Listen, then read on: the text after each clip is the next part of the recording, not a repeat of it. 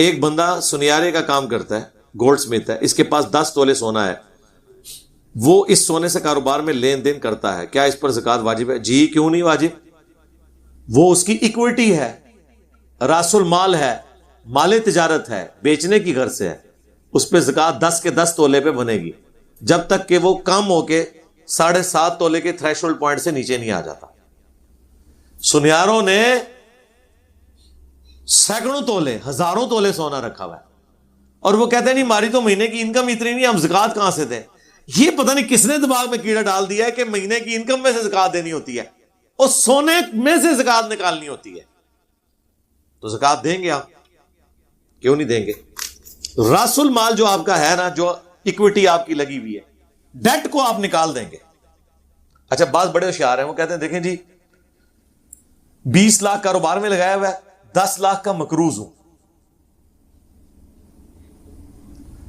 تو وہ 20 لاکھ میں سے 10 لاکھ کو نکال دیتے ہیں اور پھر کہتے ہیں جی اب یہ 10 لاکھ جو ہے نا، اب تو سونا آلموسٹ اتنا ہو گیا کہ اگر وہ تھریشولڈ پوائنٹ سے، تو کہتے ہیں زکوٰۃ نہیں ہمارے پہ بنے گی، یا چلے 5 اور 10 کو کر لیتے ہیں۔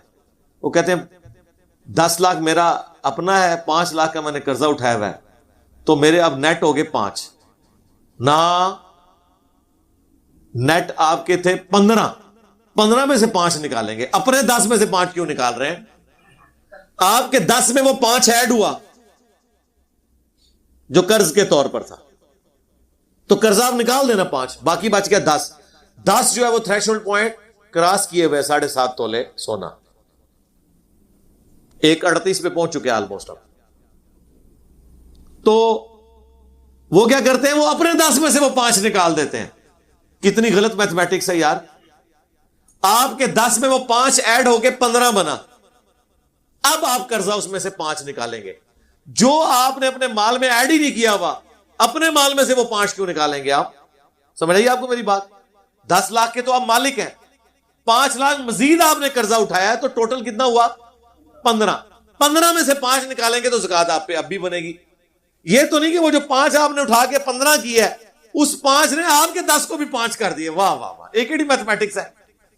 تو اس کے لوگ پوچھ رہے ہوتے ہیں میرے سے قرضہ ہے، اور قرضے نو پہلے ڈیٹ نو ایکویٹی شامل کر، ٹوٹل مال کیلکولیٹ کر، اس میں سے ڈیٹ نکال، یا دوسرا ہے کہ ایسے کان پکڑنے کی بجائے ڈیٹ پہلے ہی نکلا ہوا ہے۔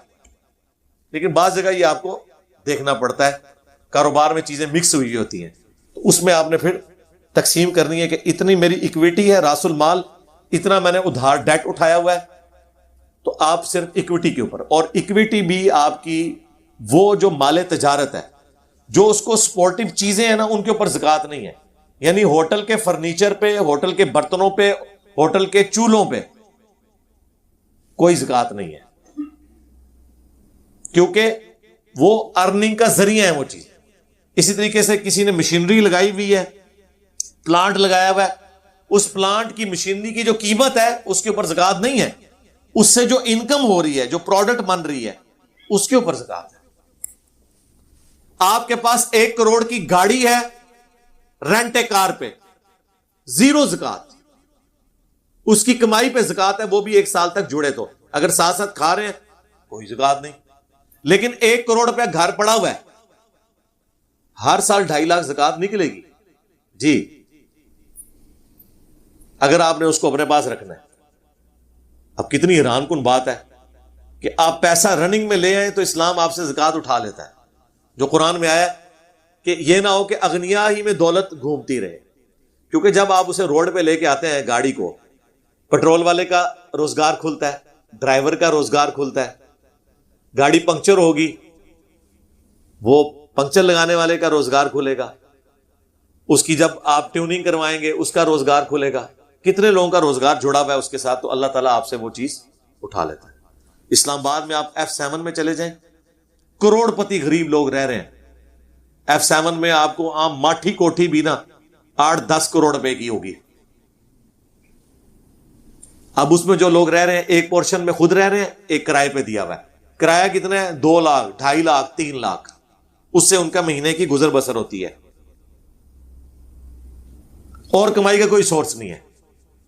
کروڑ پتی غریب، مالک کروڑوں کے ہیں لیکن اسی کے اوپر ان کا ڈیپینڈنٹ ہے۔ اب ان پہ 0 زکوٰۃ ہے، اگر 2.5 لاکھ مہینے کا لے رہے ہیں اور خرچ کر رہے ہیں کوئی زکات نہیں. انہیں یہ نہیں کہا جائے گا کہ تمہاری کوٹھی 10 کروڑ کی ہے, 5 کروڑ میں تو تم خود رہ رہے ہو, 5 کروڑ والا ہے اس کا پورشن تم نے کرائے پہ دیا ہوا ہے, اس کی زکات دو. نہیں, ونس جب کوئی چیز کرائے میں چلی جاتی ہے نا تو اس کی زکات ختم, کیونکہ وہ کاروبار میں آ گئی چیز, اس کی انکم کے اوپر ہوگی, اور وہ بھی جڑ جائے تو. اگر ساتھ ساتھ آپ کھا رہے ہیں تو کوئی زکات نہیں. جی مال تجارت ہے, جو پلاٹ لے کے چھوڑے ہوئے نا وہ آپ نے خود چھوڑے جو ہیں وہ مال تجارت ہے آپ کا, کیونکہ پھر تو دنیا میں ہر شخص سونا بیچ کے پلاٹ لے کے آپ کی طرح چھوڑ کے بیٹھ جائے گا. مثلا جس کے پاس 100 تولے سونا ہے وہ تو زکات دے رہا ہے, وہ 100 تولہ بیچ کے پلاٹ لے کے چھوڑ دے تو زکات نہیں دے گا. کیوں نہیں دے گا؟ کیونکہ وہ کاروبار میں اس سے, ہاں اگر پلاٹ کا احاطہ ہے اور وہ کرائے پہ آپ نے دیا ہوا ہے اور اس سے آپ کی انکم ہو رہی ہے پھر کوئی زکات نہیں. ویسے جو پلاٹ رکھا ہوا ہے وہ مال تجارت ہے, وہ بیچنے کی غرض سے رکھا ہے, وہ جسٹ لائک سونا ہے. بلکہ پاکستان میں تو سونا اتنی تیزی سے اوپر نہیں جاتا جتنی تیزی سے ڈیفنس اور بیریا کے پلاٹ جاتے ہیں اوپر. ٹھیک ہے, وہ مال تجارت ہے. مال تجارت کا مطلب ہر وہ چیز جو آپ نے بیچنے کی غرض سے خریدی ہوئی ہے.